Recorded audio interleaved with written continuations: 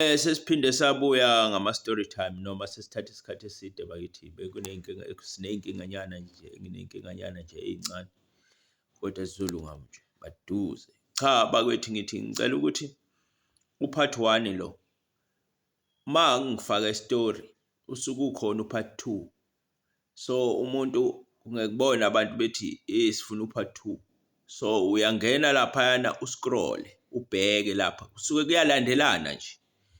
Ungaze uze ulokhuza ube nenkinga. Ungena nje laphana kimi ubuka ama-videos. Leyo video leyo okade uyibuka uzowuthola lapho u-part 2 next to leyo video leyo esuke ikhona. Njalo nje ngijwayele ukwenza njalo. So ngiyabonga. Sibuyile-ke la kunobunye ubaba la kolunye usuke ngangahlangana naye empangeni. Lo mama sasilinde ibhasi-ke mina ngibheke kwaMthethwa.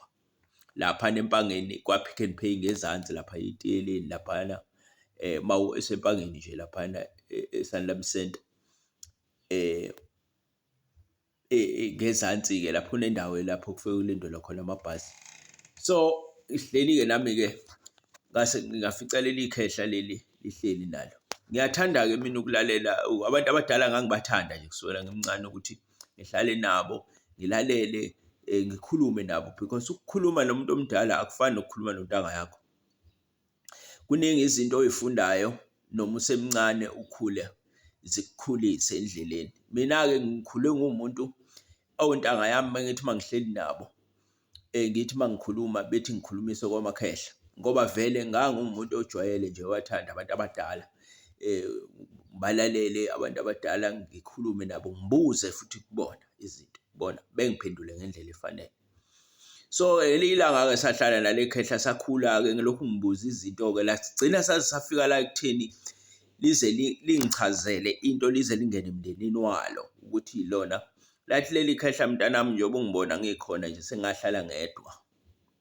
Ngigugile manje ngiyacabanga empilweni yami ukuthi njengoba senginjena nje umndeni wami nabafowethu bekhona abanye sebashona kodwa sinhlakanhlaka asisazwani. Lento lena ithi intombazane-ke uthi lo mkhulu ngithi ngiyabuza ukuthi kwenzakalani baba uthi mntanami uyabona into umuntu wesifazane ngithi mina yebo. Uthi uyabona umuntu wesifazane uyawakha umuzi wakini uthola ufile ungekho umndeni onhlakanhlaka ubhekele ngendlela amandla anawo uNkulunkulu ambusise ngawo umuntu wesifazane. Futhi umuntu wesifazane uyakwazi ukufisa umndeni uhlangene awuhlakaza umuzi ubhubhu phele. Utho wakithi umuzi uhlangene lo mbona sengihlele ngedwa manje sengiguga nje nginje ngingenabani nginalutho abafowethu singezwani singangenelani.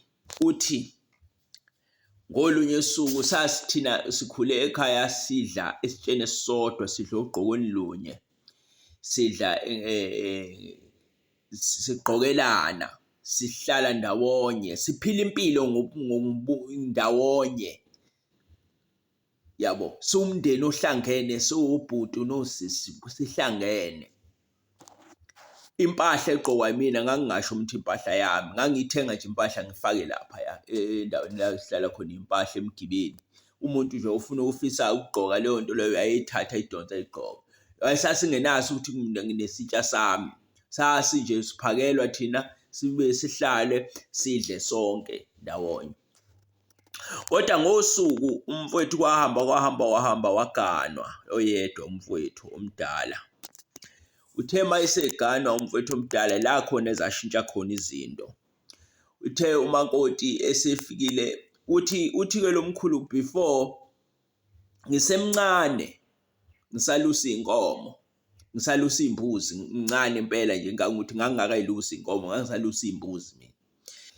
Uthi ubaba esezohamba emhlabeni egula ngosuku nje esezohamba ngalo wangibiza embuzini wangimemeza ngangibiza ngeza ngathi mase ngifika kuyena ngisemncane ngisafika kuyena. Ubaba-ke kwangithusa lokho ngoba ubaba wayewumuntu owayengakhulumi nengane. Abantu obaba nje babuyinto esabekayo nje, ongeke usondele kuyona futhi engakhulumi nengane, ayikho into eyikhuluma nengane. Uthi kodwa ngalolu suku ubaba wangibiza wathi kimi, mntanami, uyabona kuloya muzi wasekuthini, wayeukhomba umuzi ongamakhelwane. Ngathi mina yebo baba. Wathi kuzelwe laphaya, kuzelwe ingane encane yentombazane kusanda kuzala, izalwa namhlanje laphayana. Wathi uyabona leya ntombazane? Uthi ngathi yebo baba. Uthi ubaba wayemdala eMkhuphulangwenya, emdala ngaleso sikhathi, vele uhamba nje emhlabeni vele usekhulile. Uthi uyabona leyo ngane ezaliwe le njengoba izalwa namhlanje? Wathi yebo. Wathi indala kunami.